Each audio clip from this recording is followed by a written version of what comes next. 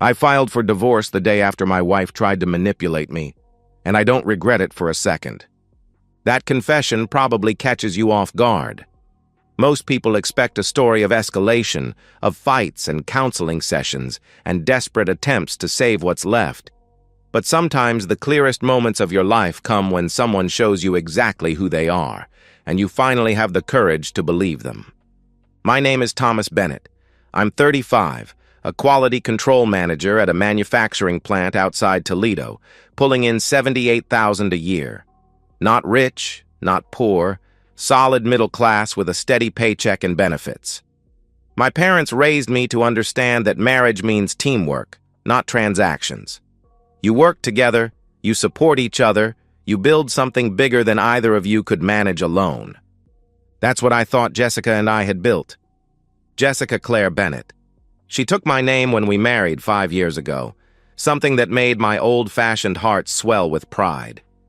She's 33 now, with auburn hair that catches sunlight like copper wire and green eyes that used to dance when she laughed. When we met 6 years ago at a community fundraiser for the Children's Hospital, she was managing a retail store downtown, pulling decent money and talking about maybe going back to school for business management. 2 years into our marriage, we made a decision together. Jessica was burning out on retail, the long hours, difficult customers, weekend shifts that ate into our time. I was getting promoted, my income was steady and growing, and honestly, we both liked the idea of traditional roles. She'd manage our home, and I'd bring in the income. Both jobs essential, both equally valuable. I need you to understand this. I never saw Jessica as lesser, never treated her contributions as less important than mine. She transformed our house into a home, handled finances, meal planning, social schedules, maintained our relationships with both sets of parents. She had structure, purpose, pride in what she built. And I had someone to come home to who genuinely wanted to hear about my day. We met at that fundraiser on a rainy October evening. I was there because my company had bought a table. She was there because she'd organized her store's donation drive. We talked for 3 hours about everything and nothing. Her love of true crime podcasts, my weekend hiking habit, our shared obsession with cooking shows we never had time to actually follow. 6 months of dating, long walks and quiet dinners and conversations that stretched past midnight. I proposed at the same vineyard where we'd had our third date, and she cried in a way that told me I'd gotten everything right. Our wedding was perfect. Small ceremony at that vineyard, 2 weeks honeymooning in Greece, Jessica glowing in sundresses while I played photographer, both of us drunk on possibility and future plans. We came home to our house, my house, technically, bought before I met her, and settled into routines that felt as comfortable as breathing. Friday movie nights with takeout Chinese and her feet in my lap, Sunday morning pancakes that I'd flip while she read me interesting articles from her phone.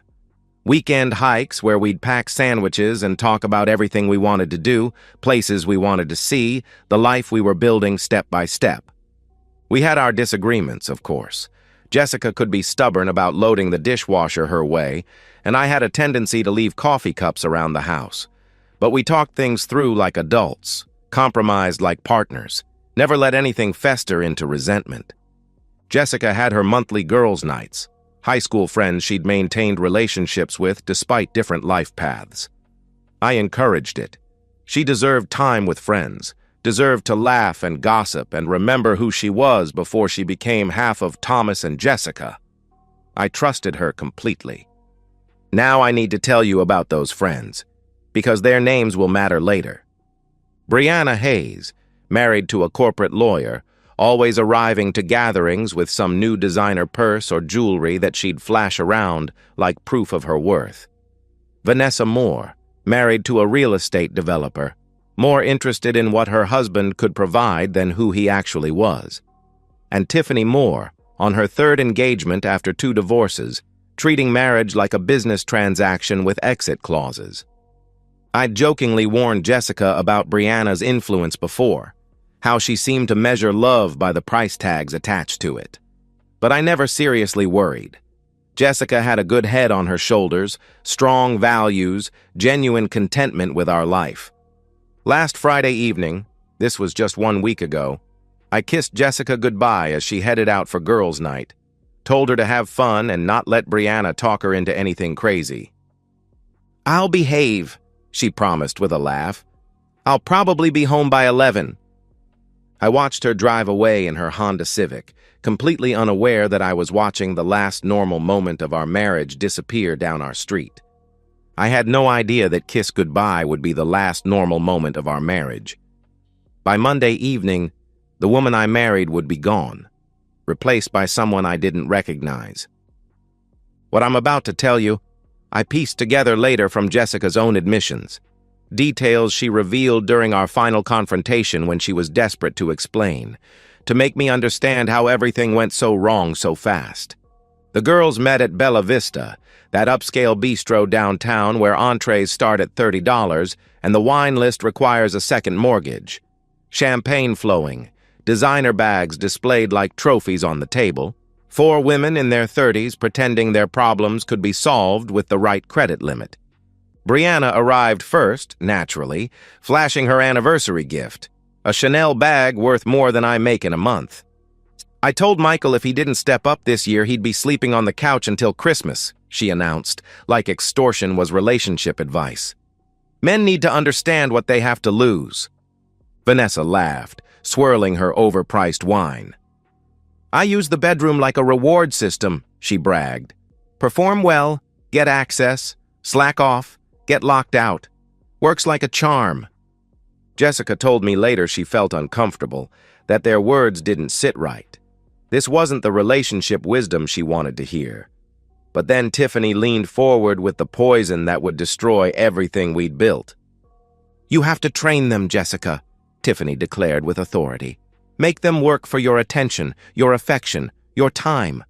Otherwise, they take you for granted."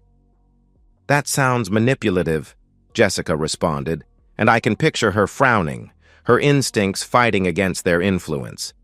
But they were ready for her resistance. They always are.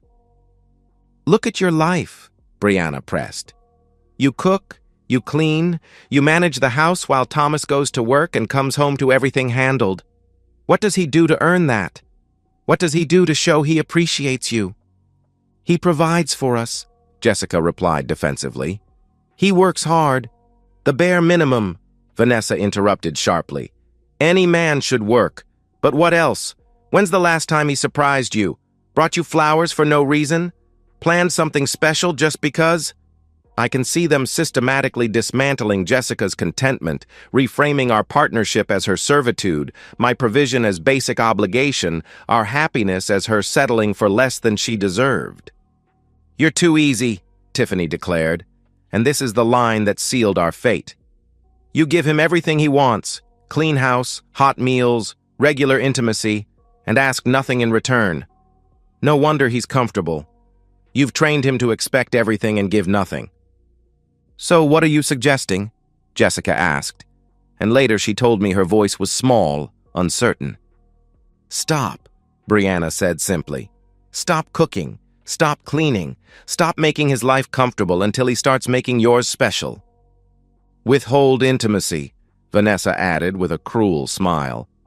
"That'll get his attention faster than anything else." "Make him work for what he's been getting for free," Tiffany concluded. "If you don't take control now, you'll just be his maid forever." Jessica left that dinner conflicted, but the seeds were planted. Her friends had poisoned our well with whispers disguised as empowerment. Saturday morning, I woke to an empty bed. No Jessica curled against my shoulder, no smell of coffee drifting from the kitchen. I found her in the living room, still in her pajamas, scrolling through her phone with an expression I'd never seen before. Cold, distant, calculating. "Morning, beautiful," I said, leaning down to kiss her cheek. She turned away. The coffee pot was empty, no breakfast prepared. Jessica, who'd been making me weekend pancakes for 3 years, acted like I didn't exist. I made my own coffee, scrambled my own eggs, tried to give her space to work through whatever was bothering her. But it got worse. The house, usually spotless, began deteriorating. Dishes piled in the sink. Laundry overflowed the baskets. Jessica sat on the couch, phone in hand, watching everything fall apart like an observer rather than a participant. Sunday was worse. I worked a full day at the plant, weekend overtime to help us save for the vacation Jessica had been planning, and came home to chaos. The kitchen was a disaster. Takeout containers scattered across counters, our bedroom door closed and locked. I knocked softly. "Jess? Everything okay?" "I'm resting," came her cold reply. Monday evening, I couldn't ignore it anymore. I found Jessica in the living room, still glued to her phone, the house around us looking like strangers lived here.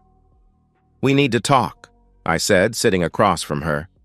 She looked up with eyes that belonged to someone else, ice where warmth used to live. "Yes, we do," she replied flatly. "What's going on? What's wrong?" I asked. Jessica straightened, and I could see her friend's words in her posture, their poison in her voice. "I do too much around here," she declared. "I cook, I clean, I manage everything while you coast through life thinking that's just how it works." "Coast through life? I work 50 hours a week to support us," I protested. "The bare minimum," she interrupted, and I heard Vanessa's words in her mouth. "I don't feel appreciated. I don't feel valued.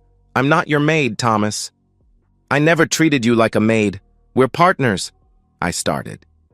"No," she said, standing now, rehearsed words flowing like she'd practiced them. "I won't cook for you anymore. I won't clean up after you. I won't be intimate with you until you start showing me that you value what I bring to this marriage." I stared at her, processing what I was hearing. "How? How do I show you?" I asked. The question that ended everything. Jessica's smile was sharp, cruel, completely foreign on her face. "Figure it out," she replied coldly. I stood there for a long moment, looking at this stranger wearing my wife's face. Then I did something that surprised us both. I simply said, "Okay," and walked away. Jessica waited for me to come back, to argue, to beg, to chase her like her friends promised I would. But I never did. That night, sitting alone in my living room, I made a decision that would change both our lives forever. Jessica thought she was taking control of our marriage. She had no idea she'd just ended it. While she waited for me to chase her, I was making a phone call that would destroy everything she thought she knew. That Monday night, I sat alone in my living room while Jessica locked herself in our bedroom, probably texting her friends about her successful power move. The silence felt heavy, oppressive, like the air before a thunderstorm. Everything familiar about my home suddenly felt foreign. I thought about the woman I'd kissed goodbye on Friday night, the woman who laughed at my terrible jokes, who squeezed my hand during scary movies, who used to trace patterns on my chest while we talked about our future. That woman was gone, replaced by someone following a script written by toxic influences masquerading as friends. As a quality control manager, I'm trained to identify defects, determine if they're fixable, and decide on appropriate action. System failures don't get emotional responses. They get methodical analysis. The defect was clear. Jessica had chosen manipulation over communication, ultimatums over conversation, games over genuine partnership. She hadn't come to me with concerns or problems to solve together. She'd ambushed me with demands and conditions, treating our marriage like a negotiation where intimacy and household partnership were bargaining chips. The question was whether this defect could be repaired. I analyzed what had really happened. Jessica's friends had convinced her that our contentment was actually oppression, that my provision was somehow exploitation, that her freely chosen role was actually servitude. They'd taught her to weaponize affection, to withhold partnership, to hold our relationship hostage until I performed to their standards. But here's what cut deepest. Jessica had listened to them.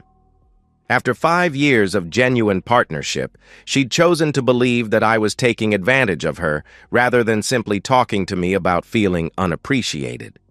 She'd decided to manipulate me instead of trusting me. That wasn't a communication problem. That was a character problem. And character problems aren't fixable through grand gestures or improved performance on my part. If I rewarded this behavior, if I played along with the manipulation, bought flowers and jewelry, begged for her affection, what lesson would that teach? That threatening our marriage gets results. That withholding love and partnership is effective leverage. That our relationship can be held hostage whenever her friends whisper poison in her ears. I wouldn't train myself to perform for affection like a circus animal. I wouldn't teach Jessica that manipulation works. I wouldn't set a precedent that our marriage could be threatened every time she felt momentarily dissatisfied. Sitting in that dark living room, I made my decision. I wouldn't chase her, wouldn't beg, wouldn't try to win her back through the very behavior that would validate her friend's toxic advice. I was done. Tuesday morning, I went to work as usual. Jessica was still locked in our bedroom when I left, and I didn't knock. During my lunch break, I made the call that would end everything. "Daniel Warren's office," the receptionist answered. "This is Thomas Bennett," I said. "I need to speak with Daniel about a personal legal matter." Daniel and I had known each other for years through poker nights with mutual friends. Good lawyer, straight shooter, someone I trusted to handle things professionally. "Thomas, good to hear from you," he replied warmly. "What's going on?" "I need divorce papers drawn up," I said simply. Long pause. "That's sudden. Everything okay?" he asked carefully. I explained the ultimatum, the manipulation, the toxic friends. Daniel listened without judgment, asked a few professional questions about assets and timeline. When I finished, his response was immediate. "You're not leaving her," he observed. "She already left you." "Exactly." "How soon do you need them?" he asked. "Tomorrow evening, if possible," I replied. "Consider it done," he confirmed. The conversation was brief, businesslike, final. No drama, no emotion, just two adults handling a transaction that would legally dissolve what had already been destroyed emotionally. I spent the rest of Tuesday and Wednesday maintaining perfect composure. I went to work, came home, handled my own needs. The house remained a disaster, Jessica's test, her proof that I needed her domestic labor to function. She stayed cold, distant, checking her phone constantly. I learned later she was texting her friends, celebrating her successful manipulation, waiting for me to break. She had no idea what was coming. Wednesday evening, I left work at exactly 5 o'clock. Stopped by Daniel's office to pick up the envelope. Sat in my car afterward, holding papers that weighed nothing and everything simultaneously. This was the point of no return. Once I walked through our front door with these documents, there would be no taking it back, no cooling off period, no chance for reconciliation.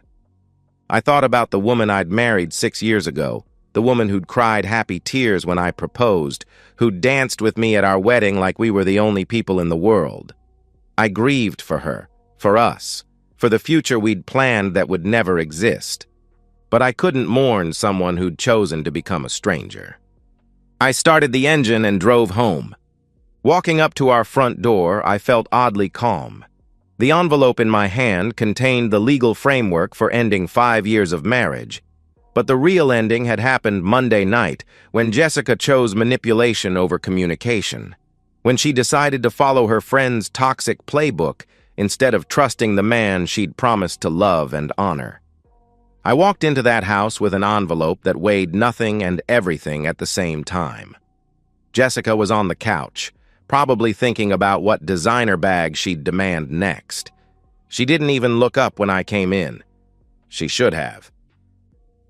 I entered our house at 5:30 p.m. to find Jessica exactly where I'd expected.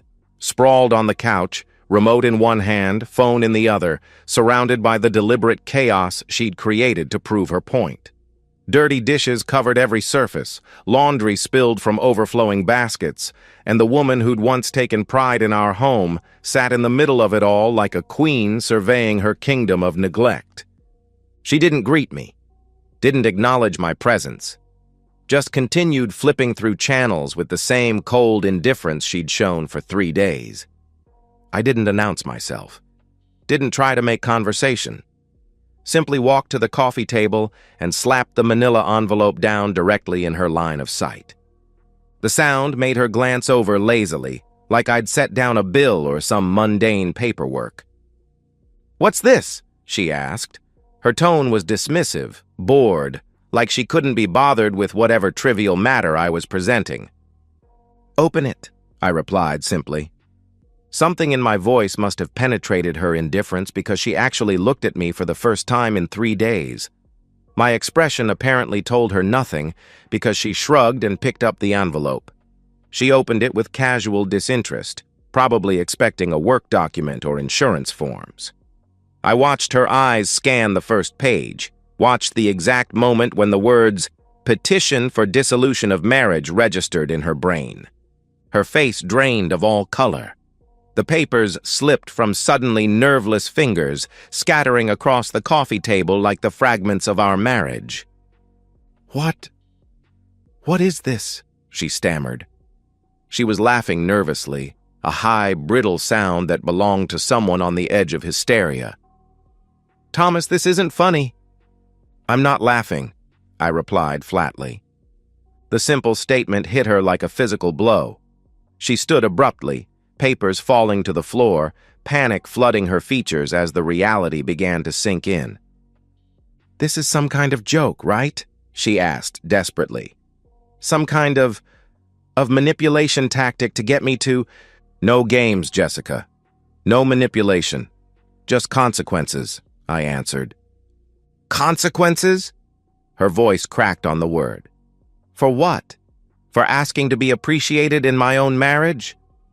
For choosing to manipulate me instead of talking to me? For turning our partnership into a power game? For listening to your toxic friends instead of trusting your husband?" I explained coldly. She tried a different approach, switching to bargaining mode with desperate efficiency. Okay, maybe I handled things wrong," she pleaded. "Maybe I listened to bad advice, but we can fix this. We can go to counseling. We can work through—" "No," I said firmly. The word landed with finality that made her stagger backward. "No? That's it?" she cried out. "5 years of marriage and you won't even try?" "You didn't try, Jessica," I replied. "You decided our marriage needed fixing without ever talking to me about problems. You chose manipulation over communication. You weaponized our intimacy and partnership. You treated our relationship like a transaction." Tears were flowing now, but they felt calculated, strategic. "I was confused," she sobbed. "My friends were in my head. They made everything sound different than it was. I didn't mean—" "You meant every word Monday night," I interrupted. "You meant the ultimatum. You meant the manipulation. You meant treating me like a trained animal who had to earn your affection." She tried physical proximity then, stepping closer, reaching for my arm. I stepped back. "Don't touch me," I warned. The rejection shattered something in her facade. She crumpled onto the couch, sobbing harder now, the performance giving way to genuine panic as she realized I was serious. "I love you," she whispered, and for the first time in days, she sounded like the woman I'd married. "Thomas, I love you. Please don't do this. One more chance, that's all I need. I'll cut them off. I'll never listen to them again. "No," I repeated. "This is my home too," she screamed, desperation making her voice shrill. "You can't just throw me out. I have rights." I pulled out my phone and opened the documents Daniel had prepared. "The house is in my name," I explained calmly. "Purchased before our marriage, never added you to the deed. You have no legal claim to this property." Her face went white again. You planned this," she accused. "You've been planning this." "For 3 days," I confirmed, "since you decided to hold our marriage hostage." "I wasn't," she started. "You have 10 minutes to pack a bag with essential items," I cut her off. "Clothes, toiletries, whatever you need immediately. After that, I'm calling the police to escort you off my property." The finality in my voice broke through her denial like a hammer through glass. She stared at me with wide, desperate eyes, searching for any crack in my resolve. She found none. 9 minutes now," I announced. Jessica stumbled toward our bedroom, sobbing, grabbing clothes blindly and shoving them into an overnight bag. She kept trying to talk, to explain, to negotiate. 8 minutes, I called out. "Thomas, please, we can fix this," she cried from the bedroom. "I'll be different, I promise. I'll be the wife you married." 7 minutes, I continued. "I was stupid," she wailed. "I let them poison my mind, but I know better now. I love you." 6 minutes. She was throwing things into the bag now, phone charger, makeup, underwear, her movements becoming more frantic as the clock ticked down. 5 minutes. "This isn't you," she pleaded desperately. "You're not cruel like this. The Thomas I married wouldn't—" 4 minutes, I interrupted. "Throw away 5 years without even trying to—" She continued. 3 minutes. 2 minutes, I announced. She appeared in the living room, bag clutched against her chest, mascara streaking down her cheeks. "One more chance, Thomas," she begged. "Please, I'm begging you." 1 minute, I replied. I walked to the front door and opened it. Cool evening air flowed into our house, my house, carrying the scent of autumn leaves and new beginnings. Jessica stood frozen in the middle of the room, bag in her hands, looking around like she was seeing our home for the last time. Because she was. "Time's up," I declared. She walked to the door on unsteady legs, stopping in the doorway for one final plea. Her voice was broken, barely above a whisper. "Thomas, please. I love you," she whispered. I met her eyes for the first time since handing her the papers. "If you loved me, you never would have played games with our marriage," I replied. "Goodbye, Jessica." She left. I closed the door, locked it, stood there in the sudden silence, listening to her car start and drive away, taking 5 years of my life with her. Then I walked to the kitchen and started cleaning. That night, Jessica called me 17 times. I didn't answer. She texted 43 messages, apologies, explanations, promises. I blocked her number, because I meant what I said. We were done. And in the months that followed, she'd learn exactly what that meant. 3 months later, the divorce was finalized. Clean, legal, done. I kept the house, my property from before the marriage. We split our joint savings 50-50, which amounted to about $12,000 each. Jessica got her car, her personal belongings, and the clothes she'd packed that final night. No alimony, no ongoing financial obligations, no messy custody battles over assets or children. Just 2 adults legally dissolving what had already been destroyed. Jessica went to her parents that first night, showing up on their doorstep with her overnight bag and a story about how I'd gone crazy, thrown her out without warning, refused to even discuss our problems. But Robert and Linda Moore knew me, had known me for 6 years, watched me treat their daughter with nothing but love and respect. Her father called me the next morning. "Thomas, Jessica told us what happened," he said heavily. "I want you to know, you did the right thing. I'm ashamed of my daughter, and I'm sorry you had to endure that manipulation." Her parents let her stay one night. Then Linda sat her down and told her to figure out her life because she'd destroyed the best thing that ever happened to her. Jessica found a small apartment across town and returned to retail work, starting over at 33 exactly where she'd been at 25. She cut off Brianna, Vanessa, and Tiffany completely, blocked their numbers, deleted them from social media, blamed them for poisoning her marriage and ruining her life. They didn't care. They'd moved on to the next drama, the next woman to fill with toxic advice and destructive strategies. Meanwhile, I stayed in my house, kept my job, maintained my routines. I didn't date, wasn't ready, didn't need to. I wasn't lonely. I was at peace. For the first time in months, I could come home without wondering what manipulation awaited me, what game I'd be forced to play, what ultimatum would greet me at the door. I'm 35, divorced, and honestly, I'm at peace. Do I miss Jessica? I miss the version I thought I married, but that version was apparently an illusion, or at least easily corrupted by the right whispers from the wrong people. My final message is simple. Don't let toxic people poison your relationship. Don't let friends convince you to manipulate your partner. And if your partner tries to control you through games, ultimatums, or emotional blackmail, walk away. Marriage is supposed to be partnership, respect, communication, teamwork. The moment Jessica decided to play games, to manipulate me, to withhold affection like I was some trained animal performing for treats, that was the moment it ended. Life's too short to play games. I'm living proof of that. Sometimes the bravest thing you can do is walk away from someone you love, because loving yourself has to come first, always.